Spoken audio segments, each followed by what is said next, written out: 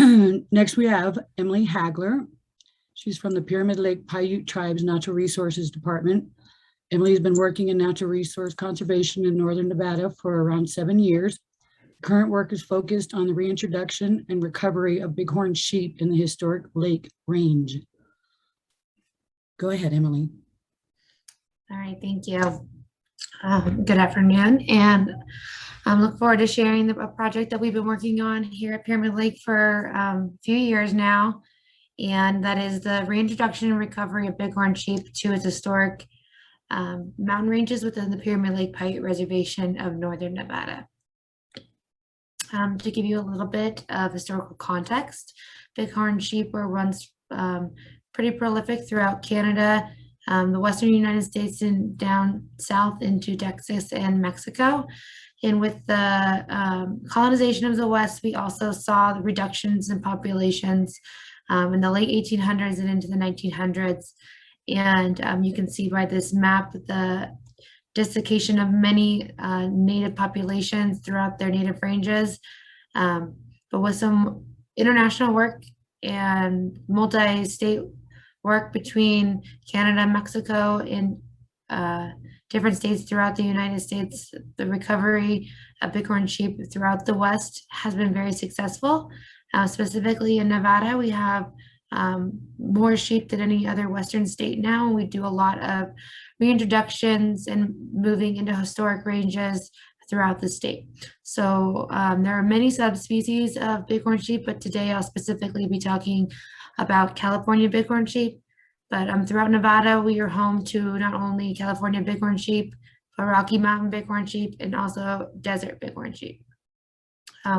We got our sheep from a lot of different neighboring states, as well as Canada. So we have a lot of different sheep that have been brought into the state of Nevada, and then I'll talk about where we got ours specifically at Pyramid Lake, and move into some of our project. But just a little bit of information, historical context of this work that's been going on for decades, and we're just a very small part of that here at Pyramid Lake. But good work's being done across the nation and across Mexico and Canada to recover this species back into its historic ranges. So this project here at Pyramid Lake has been going on since early 2018 with the Nevada Department of Wildlife and the Pyramid Lake Paiute Tribe working together to plan and execute the reintroduction of bighorn sheep into the Lake Range.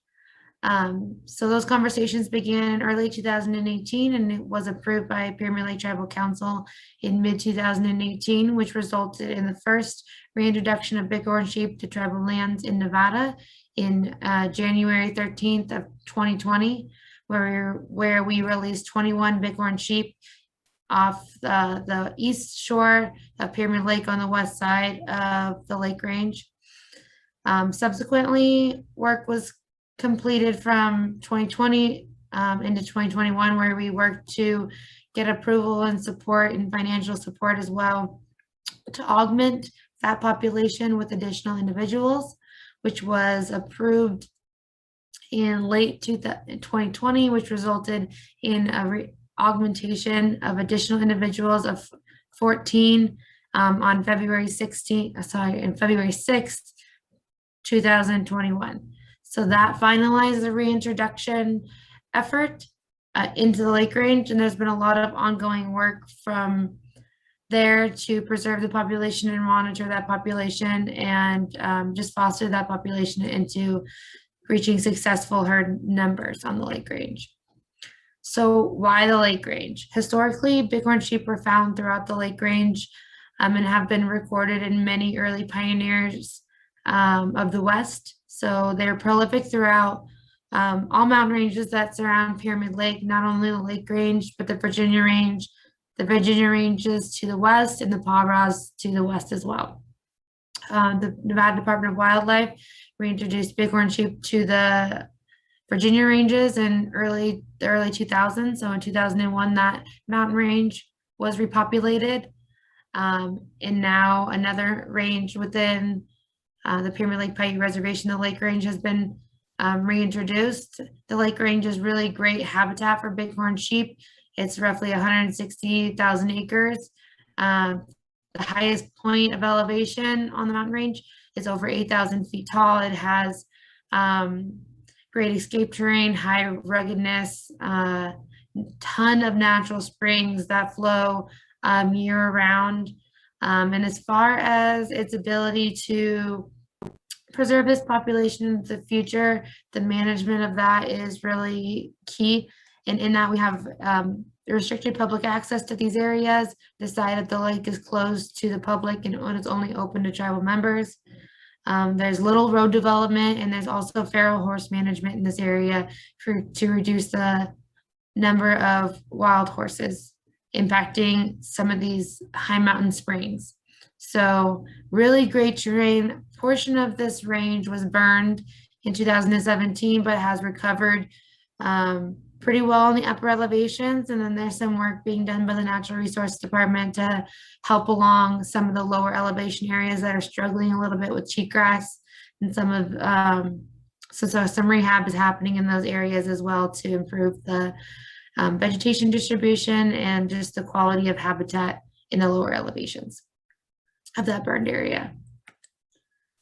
So what did this process look like? So we translocated sheep from 2 different mountain ranges. In 2020, we moved those previously mentioned 20 sheep from the Sheep Creek Range, which is in central Nevada. And then in 2021, we brought sheep in from the Black Rock Range, just north of the reservation in 2021. So that was the additional 14 sheep that we brought in. We used neck gun captures, pathogens, and blood samples were taken from all sheep that were translocated to ensure their health. Additionally, prior to capture, all herds were tested for the pneumonia virus to ensure that all herds were clean of that pathogen before moving them into a new range. The targeted goal was to get mixed age, class, and sex ratios from each capture event. That way we can improve genetic variance over time and have a healthy growing population. And really that second release from the Black Rock Range with that additional 14 individuals will really help bolster that population and help it bring it to sustainable numbers more quickly. And when I talk about sustainable numbers, what I mean is 100 individuals throughout the mountain ranges to be able to reach sustainable populations, meaning that a population that is less vulnerable to seeing declines in the future. That way the herd can take the pressure of predation as well as hopefully future hunting opportunities for tribal members as this population expands. So what is being done? So our Natural Resource Department's Wildlife Program has been doing on the ground field work since the beginning. So in January 2020, after the release, we started out with doing a lot of on the ground field work. We utilized GPS collar data that are being collected from adult sheep that were released. So in this middle picture, you can see a ewe that is wearing a GPS collar, and that collar is taking 12 points a day. So every 2 hours we're getting GPS locations on these sheep and how they're utilizing the habitat. So what springs are utilizing, what rearing and breeding habitat they're utilizing, lambing areas. This is all can be extracted from GPS data that's being collected around the clock. Additionally, we're conducting vegetation surveys on all heavily utilized springs by the bighorn sheep, as well as neighboring springs that could be being used by the sheep, but we just don't have specific GPS information points at those locations. We're doing lamb surveys. We utilize trap cameras, which is how we were able to collect these photos. And what that really helps us do is identify the condition of the sheep over time, but also to be able to keep an eye on sheep like this one here that I'm using my cursor to to circle that doesn't have a collar on it. So this sheep would have been a yearling when it was originally captured, and therefore would not have gotten equipped with a GPS collar. So being able to determine its survival with trap cameras is essential. And then additionally, this youngster right here would have been born in 2020 and wouldn't have an ear tag or a collar. So by using our trap cameras, we can identify that survival over time. So as the continue to utilize different sprays throughout the landscape, we'll continue to put out these trap cameras on the landscape to try to be able to collect that information that we're not able to collect through GPS collar activity. Throughout 2021, we've continued these processes of doing visual monitoring in the field, but also continuing to monitor the GPS collars. We're also working to respond very quickly to mortality signals. So our GPS collars will send us mortality signals when a collar hasn't moved for over 12 hours. And then staff goes out and determines the cause of mortality and processes that individual. And in processing it, we collect health information, mortality, the cause of mortality, but in any opportunistic way, we're collecting the head, the hide, and the hoofs to be distributed to tribal members. And the output of this data that we're collecting is really to look at the population, how it's growing over time, the health of that population, and help to determine targeted goals for the future, meaning these data and information that's being processed can be put into our bighorn sheep management plan to help this population into the future and identify its goals and distribution throughout the landscape, and also to help really work on our population growth model so we can project into the future at what point this population would be able to handle harvest, meaning opportunities for tribal members to harvest bighorn sheep back on the lake range again. So we're using lamb recruitment and survival information as well as mortality rates in order to project population growth over time. So that's just a few of the components that the Natural Resource Department here at Pyramid Lake is working on. And we're trying to create a holistic land management plan that incorporates the needs of all wildlife throughout the landscape, and really look at this population holistically and what the needs of it is over time. So in processing this information, really looking at what is available for the sheep to utilize and what is being utilized over time. So how are these animals moving throughout the landscape? How often are they utilizing specific areas of the lake range, other mountain ranges that they might be neighboring or visiting over time? All of these play into how we'll be managing this population into the future. So this map represents all movements of ewes, so all female collared bighorn sheep from the initial release in 2020 up until last week when I made this presentation. And you can really see that these sheep are really concentrated in specific areas. The specific areas and the rings that you can kind of see here and this belt really represent those high mountain increased ruggedness areas. And this polygon really represents the maximum amount of available habitat available to the sheep, and then the dark purple represents what are the heavily utilized areas. And that'll really all go into the management plan and population growth as this program progresses over time.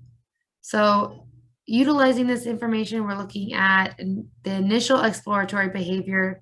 So a lot of these larger movements up here are really exploratory behavior, and then you have these concentrated areas that really represent what are the heavily utilized habitats that the sheep are selecting for. And again, we're looking at attraction points, whether that be increased ruggedness and precipitous terrain, or whether that be spring habitat, again, breeding and rearing. We can tease that out of this information by seasonality. Then we'll be looking at the fluidity of these groups, meaning we released sheep in 2020. We also would release additional sheep in 2021. And how do those sheep interact over time? And what that'll help us do is really determine the success rate of augmenting a population 1 year after reintroduction, because augmentation can either be right away, like in our case, or it can sometimes be spread out over multiple years, depending on funding and also support from state and tribal agencies working together. So this will really help introductions into the future and the science of reintroductions. So we're going to be looking at trying to tease out some of that information of, how fluid are these groups over time with the initial augmentation, and also identifying the fact that these sheep came from 2 different mountain ranges, as opposed to the same mountain range in both augmentations.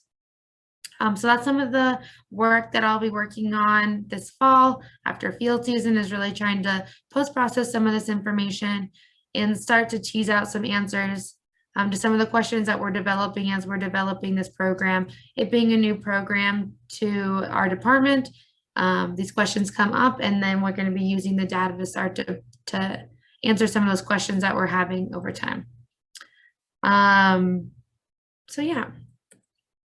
Moving into the future, we're going to continue some of this work, but also we're going to start looking at, as these sheep move across this landscape, the potential for connectivity to established populations, as well as working with the Nevada Department of Wildlife with their disease management programs to ensure that our sheep here on the Pyramid Lake Paiute Reservation do not have, or hopefully will not ever have, contact with domestic sheep. So we do not herd domestic sheep on the reservation. There is a domestic sheep allotment north of the reservation, which is the source of pneumonia outbreaks in Nevada and throughout the West, is contact between domestic sheep and wild sheep. So we're really going to start looking at where is this connectivity corridors potentially that would impact wild sheep over time. So up here up north, we do have, just out of the frame of this, there is domestic sheep allotments that are currently used. So what we want to start to look at is, what is this utilization in the zone in red? How often are the sheep from the lake range utilizing that area? And is there any movement of concern? So we'll be looking at that over time. We're also going after some funding to put additional collars on sheep in the northern sections of the lake range, of the Virginia range. This is the lake range here where we dropped our sheep, and then the Virginia ranges that I mentioned earlier are right here. And these 2 collared sheep represent the 2 collared sheep that the Nevada Department of Wildlife has existing collars on. So looking at their movement over time, how often they're usually utilizing tribal resources versus public resources.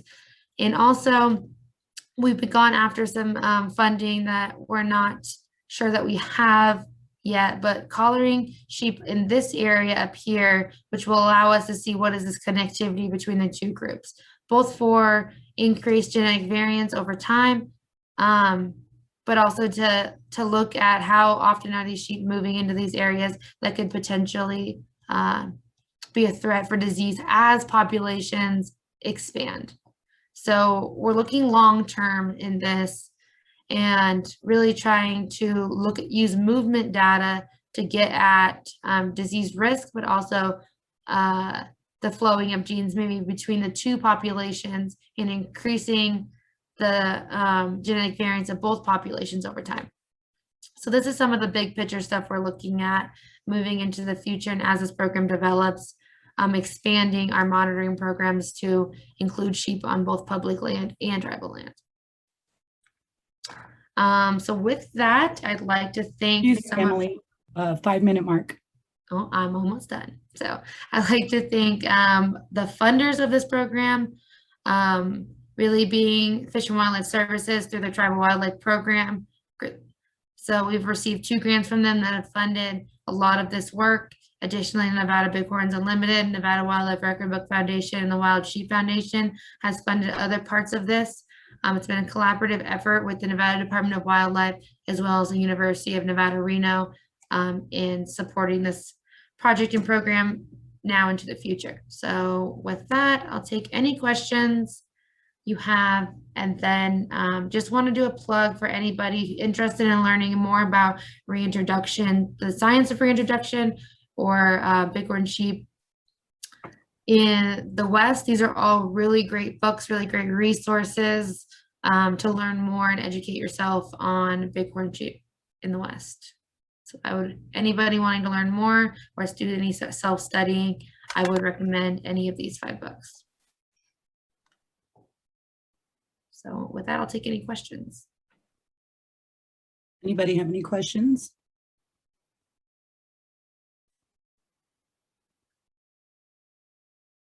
How about, does anybody have any questions for either Emily or our previous speakers?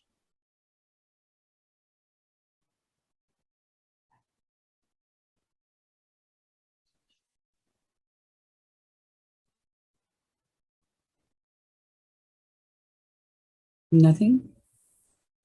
Good job, Emily. This is Dan, across the lake from you.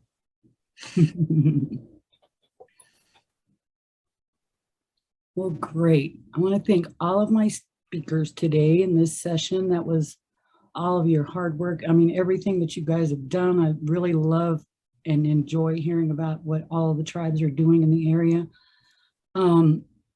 If any of you do have any questions, you can either contact their information for their emails, or you can contact me if you don't have that information and I can forward on to them. If that's all, I guess we can close out this session and we can see everybody tomorrow.